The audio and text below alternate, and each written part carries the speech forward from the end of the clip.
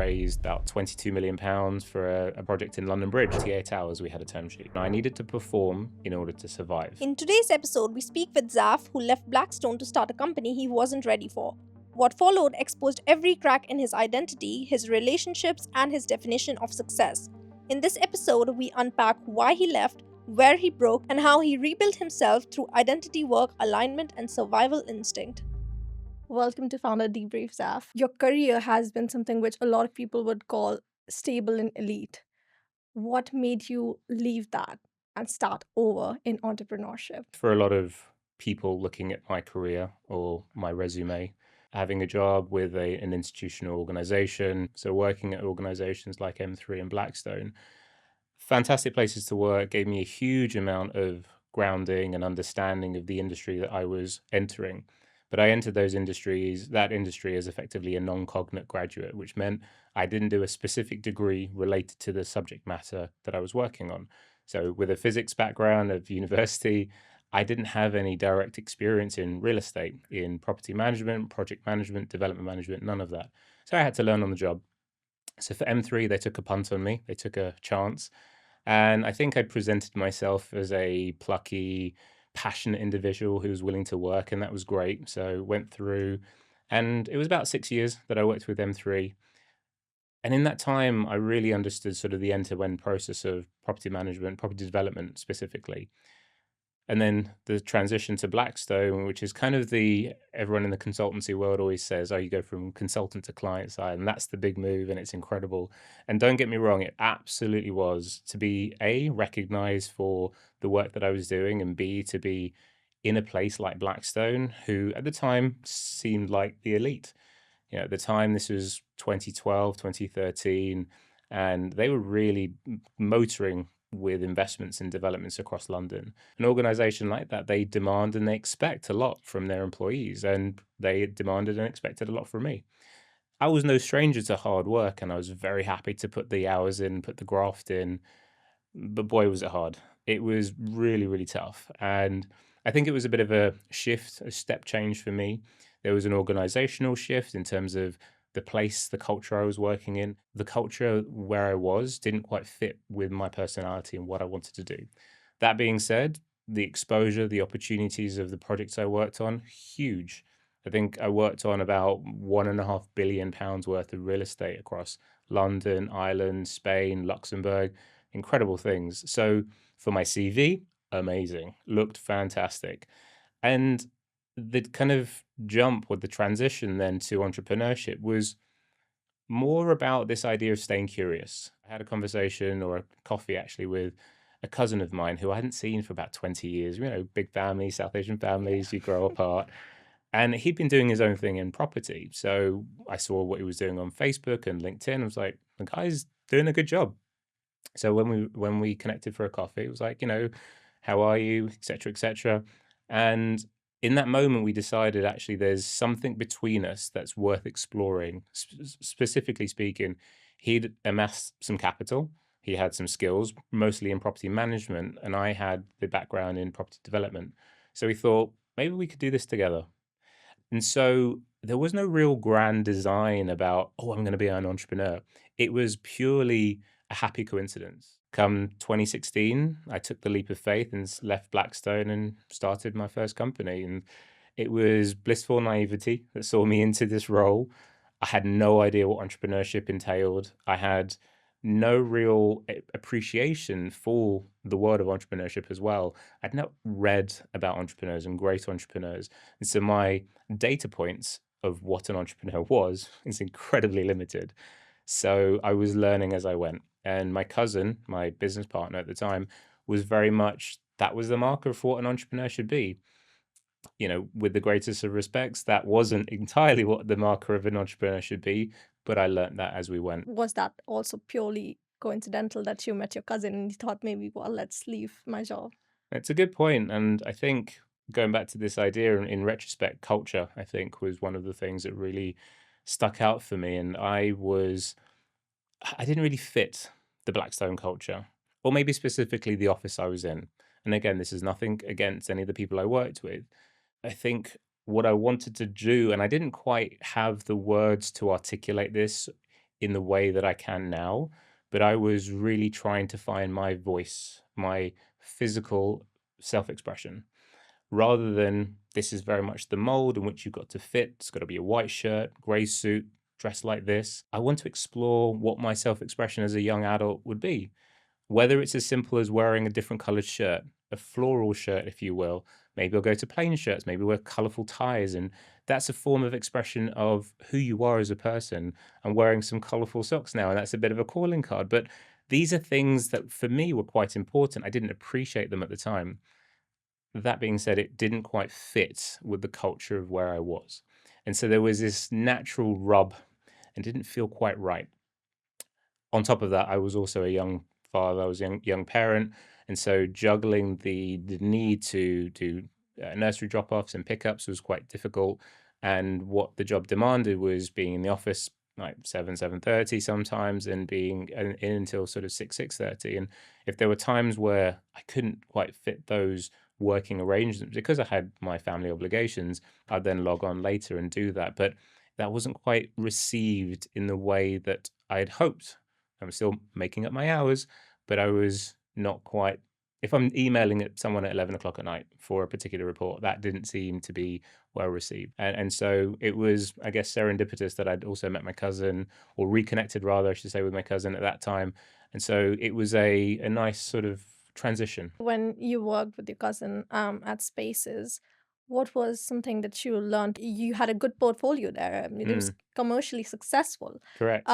What made you pivot from that and move on to the next projects thereon? So you're right. I mean, Spaces was, for all intents and purposes, on paper, a very successful set of businesses. And there were a few different businesses. So when I joined, we created the development company together, which didn't exist before. It was very much to do large scale property development. We'd raised about £22 million for a project in London Bridge. Bought that, took it through planning, had its difficulties in planning. And once we pivoted away from that particular structure of doing hard assets, we then focused on an opco, which what I meant by that was we were delivering our own technology to enhance property management. We raised about £3 million, and we were able to move that forward. So we'd actually built over a series of these verticals a fairly successful and valuable company. My cousin and I created a bit of a fun culture in the office. There was full self-expression. It was all good. We spent a lot of time together, and the team that we had around us were also really engaged with what we were doing. And we were a bit of a double act, my cousin and I. So it was good fun. It was bloody hard work though. We did a lot of hard work. So we would start in the morning, and we would spend a lot of time doing investor reach out, depending on what we were doing. And then if it was post acquisition, if we'd bought an asset, then we were doing a lot of work around the actual asset itself, whether that's planning meetings, design meetings, and really trying to iterate and push the product and figure out ways of tackling problems that were occurring on a daily basis. It was a chance to be super creative, because you need to use creativity to educate people for a new product. And unfortunately, when you're pushing and growing and iterating and innovating, real estate can be a very brutal and unforgiving industry to innovate in. So, quite simply, we trying to innovate with a new product typology in the physical space of co living, which in 2016, 2017 was not really heard of. You're trying to educate the stakeholders, the planners, the investors, and that takes time. Time and real estate don't always go hand in hand in terms of the grace you need. And so when time runs out, projects fall over. And that's unfortunately what happened to us. We kind of got timed out. And then similarly, when we were trying to build out our operating company as well, we pushed and grew quite hard, and we needed to hire the right people. So we were innovating and making investments in people in the right areas. But eventually, when we didn't have the growth to match that, we had to shut things down. So that's really what happened in the summer of 2019. My cousin and I, we decided to wind down the group of companies. It was a fairly somber time, because for him, he'd been running the group of companies for about 10, 11 years. And I'd been involved for about 3, 4 years, where I had an opportunity to take a step back. And very soon after that, we were hit with COVID-19 anyway. So it's funny how, if you look at things from a different perspective, the universe has a different way and different plan. And, I don't think my cousin would mind me saying that had we continued to run Spaces into the depths of COVID, we wouldn't have survived COVID. So actually, we ended things at a time that was the right time for us to take a step back, regroup, reframe, figure out what we want to do, and effectively part ways. And that's really then gave me the brain space, the headspace, the bandwidth to figure out what I wanted to do. And I decided to go back into heavy development. But I felt very aligned to the mission. I say all of that in hindsight, not really looking after my mental health. This is a big area that I had just focused on the journey and the ride, and every day mattered. You wake up, you work hard, you hustle, hustle, hustle, and then you go home to your family. My cousin was single, living in central London, and I went home to my young family, and that demands a lot as well. I've got a wife and two kids at the time, and that needed a lot of energy from me. So I wasn't really giving myself the time to decompress, to deal with the challenges of the business because it was intense, and the challenges of home. And so I was suffering quite a bit, but I didn't appreciate that. I just felt this is part of the course. I got to push, I got to push, I got to push, which is probably quite a common thing that you hear from a lot of founders. One of the things that you mentioned was that you wish you were more creative. If you could go back, what would you have done differently? We were really fortunate actually with at Spaces to leverage a lot of relationships that I had, having built those in the, should we say, the corporate world. Yeah. Let's say architects, for example. And I remember we were trying to display what one of these co-living buildings would look like. And bearing in mind, this is now, we're going back to 2016, 2017, where technology isn't what it is today. And we built an entire building in virtual reality. And this is not something that had been done before in the world of property development, because they were using a bit of VR and AR for a marketing tool to say, this is what a house could look like, and oh, do you want to buy? But we were using that to educate the planners, the planning authority. Put the VR headset on, walk around the space, because the challenge that they had was they look at it on paper and you perceive something in 2D. How does this work in 3D? So we thought, okay, we need to recreate this in 3D. At one point, we marked out on in one of the architect's rooms with masking tape what a bed would be. And my cousin and I would lay on the floor and say, well, this is what it would be, and this is what it's like working at a desk, this is like using the toilet. So you kind of really start to build that physical space. And that's not something that was being done. That was a bit of a double-edged sword, because planning authority members, investors have a very traditional mindset. This is what I want to see. This is what it needs to be. So if you're presenting something different, it just jars with their thinking. So we had to be very patient.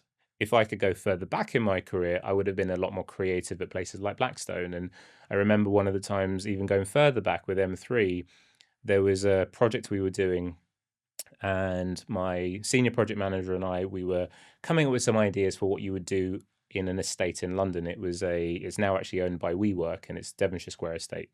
So we were playing around and trying to understand different parameters of what you could build on that site. And we were actually presenting that to Blackstone. This is before they were my employer. They were a client at the time. And I took it away for the weekend, and now casting your mind back to 2011, 2010, I just downloaded Google SketchUp. I was playing around with Google SketchUp and thought, well, let me try and figure out how I can design my own buildings on this estate and then present it to Blackstone. And so what I did over the course of the weekend, I did a little crash course in Google SketchUp on YouTube at the time, a long time ago. But I learned to figure out how to drop buildings onto this estate. So I was dropping in random buildings from London, and I had all the data for these buildings, like the square footage, the size, how many occupants you could have in there. And so what I did is I created my own study over the course of this. And this was, no one had asked me to do this. It was just a bit of fun. And then I presented this to my senior project manager on like on Tuesday after that weekend. They said, Zaf, this is really interesting. We should present this to Blackstone. I'm like, okay, sure. They haven't asked for it. And well, sure enough, the week later, we had a client meeting, and I created a presentation and showed this to Blackstone. They were like, this is really interesting. Like, we should look at this. We should explore this. I'm like, oh, okay. And they ended up commissioning a whole study where we got architects to do a proper design of what this could be. And wind that forward, it ended up being the marketing material that they used to sell the site to PFA, Nuveen, and WeWork. So a little bit of creativity, a little bit of audacious, out the box thinking. More of that would have been fantastic, because who knows where it could have taken me. But it was nice to have these little snippets in my career. Should you say that has been the takeaway for your next part of your journey? Honestly, about understanding, what am I doing? And is what I'm doing in alignment with what I want? The reason I say that is because At every step of the journey, I've always felt that I was either masking a part of myself, not allowing myself to be fully self expressed, presenting someone else's vision, not being 100% convinced by what was being done. And so, where I am now, it's really a question of having that conversation with myself deep down inside. Is what I'm doing on a day to day basis in alignment with Zaf's greater purpose, whatever that purpose may be? Then the question is, how do I define that? And going through the process to try and define that. So that's been a journey of discovery, but it's really that's 18 years in the making to really get to that point of realization. I always say this to individuals that I work with or mentor or coach. It's challenging to know what you want to do, even if you're in your 20s, your 30s, even your 40s. But what's just as valuable is also knowing what you don't want to do. And that can be in terms of interaction, it can be in terms of activity, it can be people, it can be energies, it can be culture. Understanding where you don't want to be could be super valuable to determining what you do want. And I would go as far as to say that through my career, even up until the last year of my career, it's been a process of deduction as opposed to a process of addition to then strip away the things that I don't want to do to now say, actually, this is what I want to do. And this is why it's in alignment with me. And every time I've gone to stress test that, it meets the stress test. COVID hit. What was Zaf thinking then? What was going on in your mind? Prior to COVID, we had the ending of spaces, the temporary reinvention of Zaf. And what I was trying to do was stay connected to the industry that I'd spent so many years building my relationships with and building my network. And again, network incredibly valuable. And it was purely my network that was the safety net that enabled me to get back after spaces. We're talking summer 19 to maybe January 20. So about 9-month period. And in that time, I did some short-term consultancy, which was amazing. Really got me to get back into the space of real estate and advisory, and then kind of in, but you're not quite in, to really see what's going on and see how you can pick a path through this. And through that journey of consultancy and advisory, I was able to then identify the next business strategy I wanted to do. And back then it was going back into co-living, going back into heavy development. And I'd co-founded a new business with a woman called Sarah Christie. So she was ex Collective, ex WeWork, and we were sort of good friends. And we had built a friendship based on sort of a shared passion for trying to do better in the space, community, sustainability, and various other things. And I was trying to build my own business, and Sarah was trying to build her own business. And then we started talking and think, well, maybe we could do this together. We were having that discussion around January, February time, 2020. And then COVID hit in March 20 when the global lockdown had happened. And for context, what had happened for me personally was in January 2020, my third child arrived. So we've got 3 kids. And my wife said to me, I'm going to go and spend time with my sister or my parents. And she's Canadian. She's like, I don't want to go to the cold parts of Canada. So my sister's just moved to Florida. I'm going to go to Florida. I'm like, all right, cool. Go to Florida. Now, the interesting thing that happened during this time for me was I had real fear just like wash over my body because I'd had some challenging discussions with previous opportunities in the past. But I said to Sarah, look, global lockdown seems to be happening. No one knows what's going on here. We've just committed to each other to start a business, but my family are now in Florida. What do I do? And without hesitation, she's like, Zaf, go. We'll figure it out. I was like, okay, this is amazing. Like to have that kind of level of support. And so took the kids out of school, went out, and there's me naively thinking, all right, we'll be back in 4 weeks' time. We were there for nearly 6 months, locked down in Florida. But the amazing thing was because we had just committed to starting a business, we were able to almost have 24-hour coverage on Zoom with investors, with opportunities, and really starting to build the basis of the business. And Sarah and I were able to take learnings from our respective businesses previously to build out what Balance Out Living ended up becoming. And we were able to secure, not during that, just after the lockdowns, we were able to secure investment from Oaktree Capital, which was incredible. But again, testament to the fact that we were just focused on what was important, which was the product and the proposition of the business. Plus, fractious difficulties with marriage because, you've just started a business and not quite sure where things are going to be. So it was a really difficult time. Like it was a time that I would not wish upon anyone. quite honestly, because I mean, I'll call it what it is. My wife and I were pretty close to the edge of calling it quits on our marriage. We were just, this is too much. And I was trying to do the right thing by build out the business that I believed in at the time, do right by my family. I remember times, honestly, Sam, I'd be up at like 4 or 5 o'clock in the morning because that's when the baby wanted to wake up. I'd strap her to my chest in a baby carrier, stand at the breakfast counter and work on Zoom, talking to Sarah because of the no, with the time difference. And again, common theme, I wasn't looking after myself. All I was doing was just pushing through every single minute that I had, work, work, work, work, work. And I just didn't take any time for myself. The outputs were great because we were able to get a really profitable business out of it, but the cost was not one that anyone should have to bear. This is something which a lot of young entrepreneurs gloss over, I think. Especially with the hustle bro culture going around, that Oh, totally.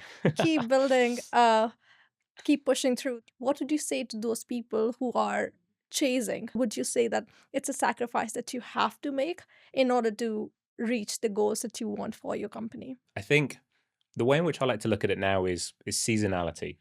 And as a founder, or even as an employee, you work through series of seasons. And where are you in a given season, in a quarter, in a month, in a year? So whatever the time frame is that you're looking at, you can define that. The difficulty is people don't have that level of awareness or don't stop to think, actually, I'm entering now a season of hustle and I'm going to close off all social connections for a moment because I'm going to work relentlessly on this particular piece of work, whatever it may be. I'm going to write a book. I'm going to start a podcast. I'm going to get this MVP done, whatever it may be. But be intentional. Be really, really intentional about what that season represents for you. The difficulty about hustle bro culture is the continuation, the relentless continuation of just keep on going. And that's just not sustainable. It's not healthy. It's not okay. I say this now sitting here in my 40s. In your 20s, yes, you've got a level of resilience, but is that really the sorts of habits that you want to be creating long term? Those relationships when you're young and early, and I say people in their 20s and 30s, really need to be nurturing those relationships because actually that's where you get a lot of magic. That can be a place where you find a lot of inspiration. You can find moments in clarity when you're having a conversation with friends, going for a walk in the park. And this is where you get those moments of inspiration to have that problem unlocked for you. You know, they always talk about, or you hear people waking up at 3 o'clock in the morning, oh, I've found the solution to the problem. The reason that's happening is because you're allowing your subconscious the freedom and the space to work on the problem. So if you're creating that intentionally, either with friends or alone, then you have a much more sustainable way of living. But I always look at, and there are times where I need to be in season, and the season of just like head down, sorry, missus, nothing can go right now because we have to I have to focus on this. But I know that there's an end in sight. So it's really about having a series of tools to understand what am I using, because right now I'm very much in a season of just head down because I'm working on something that's probably bigger than me. The important thing that I never used to do before, not particularly well, was communicate that to the people around me. So namely my wife, to communicate this is what I'm doing, this is why I'm doing it, and this is what it will entail. Even to my kids now, my oldest is 12 years old, and talking to him about what I'm working on is important. It shares, it creates accountability. But bizarrely, what you find, and I think the hustle bro culture or the hustle culture doesn't really allow for people to get support. The more you share with people around you, and again, you pick and choose your people, you get then that level of accountability, love, and support. Is everything okay? What can I do to support you? I shared something with a friend recently to say that I'm working on this particular raise at the moment. It's like, I've got a team. If you need anything, just let me know. And it's like, that's such a kind thing to hear because I wouldn't have thought if I needed extra hands on a particular piece of project that I can then reach out to them for that. But sharing that with people that you trust, it can be invaluable. It's a real badge of honor to do things on your own. No, it really isn't. It's a really unhealthy place to be. Don't do things and don't suffer in silence. I suffered in silence for a long, long time thinking, this is what I got to do. That was arguably a behavior that was modeled to me when I was a kid. I love my father dearly. but that's not necessarily the healthiest way of going about things. When you mention balance out living, you did therapy with your co-founder. Yeah. What's that about? Let's talk about that. Let's unlock that because that is really uncommon, but I think it should be something which should actually be done quite a lot. Yeah, absolutely. I mean, just to give context on the therapy piece, the Yeah. mental health piece, I had started my journey of personal development and really starting to explore this in about 2016. And I'll be really honest, that's credit to my cousin and my co-founder for Spaces. He was doing a lot of work on himself and he had introduced me to a few opportunities. So I started to do some therapy, some coaching. I did Tony Robbins, all these amazing, wonderful things. So I was really starting to build a bit of a foundation, toolbox of elements that I could utilize to help me get through the challenges. And so when it came to Balance Out Living in 2020, when Sarah and I came together, we knew that we were coming together on a shared vision of trying to build a healthier set of properties, and hence the name Balance Out Living. And we're looking at the pillars of wellness. And we also appreciated that we brought with us baggage from our previous co-founderships and our previous businesses. And so we'd said very openly to each other, the worst thing that can happen is if those issues arise and I don't know what is going to trigger you, Sarah, and Sarah doesn't know what's going to trigger Zaf. So let's go and figure this out. So it was a really interesting journey that we went on, and we interviewed, I think it was about 8 or 9 different coaches and therapists, and we were like, we're looking for co-founder therapy. And Hmm. honestly, everyone bar one, obviously, that we spoke to was like, we don't know what this is. I'm like, it's business partner therapy because it's like a marriage. So we ended up with a sex and relationship therapist who was like, "This sounds really interesting. First of all, well done you two for wanting to do this." And it's a little bit off track, but I think there's a lot of things that we can work on. We can utilize understanding your personal narratives and how does that come to interplay? Because at the end of the day, it's the foundations of any relationship. And honestly speaking, people think about this idea of therapy and counseling and needing that sort of support when things go bad. It's like, no, no, no. You build that in as a foundational piece so that things go well. But she was brilliant at taking us through and doing individual work and then utilizing that as a foundation for us to work together. And Sarah and I did about 8 sessions of co-founder relationship therapy, and it was fantastic. Before we move on to the rest of your chapter, let's do a little rapid fire round. Already. One mental habit you can't switch off. Visualizations of what I want to achieve, which is positive because it's focused on what I want to achieve, but it's negative because I struggle to live in the now. A decision you'd make faster today. Hiring, who to hire, when to hire, and yeah, just making quicker decisions around hiring. Why? I think hiring quickly, they always say hire fast, fire faster. And I think I probably over analyze an individual before I make a choice around hiring, partly because there's still elements of a scarcity mindset with bringing the right person on board. And so I want to make sure that that person is absolutely critical and the right fit before I take them on board. Because I've had some negative experiences in hiring fast and making the wrong decision. What's one misconception about you? I've got it all together. I really don't. I have no idea what I'm doing.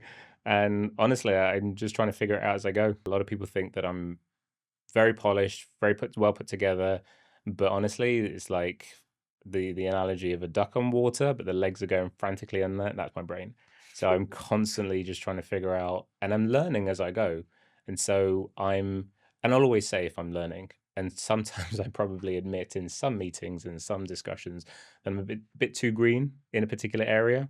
What's one fear that still fuels you? Oh, now you're touching a nerve. I'm not yet the person who I need to be to achieve the vision that I've set for myself. But it's like a dog chasing their tail. You'll never catch it. Finish the sentence. Success to me feels like. Alignment. Anyone who has felt alignment will know what alignment feels like. It's so visceral physically, mentally, and that's really what it is. It's not about the money. It's not about the successes. It's not about the accolades or the awards or the followers. They're all nice things. It's alignment, absolute alignment. Thank you. With Balance Out Living, you had it was backed by Oaktree Capital, which is massive. What would you say you learned from that? This is absolutely where preparedness meets opportunity. So the story goes, we met with Oaktree on a Wednesday. They loved the proposition. They loved the idea. They loved what Sarah and I had put together. And within 48 hours, we had a term sheet. That is completely atypical. That never, ever happens. And I always have to preface this with it never happens. Now, the background to that is Sarah and I had been raising and pitching to various different investors on a slightly different strategy for probably the best part of a year, 18 months prior to the Oaktree conversation. Oaktree themselves had been looking for an opportunity like us for about 2 years themselves. So preparedness meets opportunity. When it happens, it can be magical. So it's about patience. It's about continually putting the work in, because when it happens, it will happen at the right time and it'll happen quickly. That's why you said alignment. It's alignment. What would you say your internal process looks like before making a big decision? The idea of taking time and breathing through the opportunity, and then you'll figure it out. And look, that decision might feel right, but it still might play out to be wrong, and that's okay too. So I think coming to terms with that is it might still be the wrong decision is totally okay. So that's kind of my process. How much of your success is still based on that survival instinct? I'd wind the clock all the way back to being a child. And you mentioned conditional love earlier. And again, I love my parents dearly. And the way in which I was raised, and a lot of South Asians and brown people, they go through this idea of conditional love. And for a lot of people, that will manifest in different ways. And for me, this idea of survival was very much tied to performance. And I needed to perform in order to survive.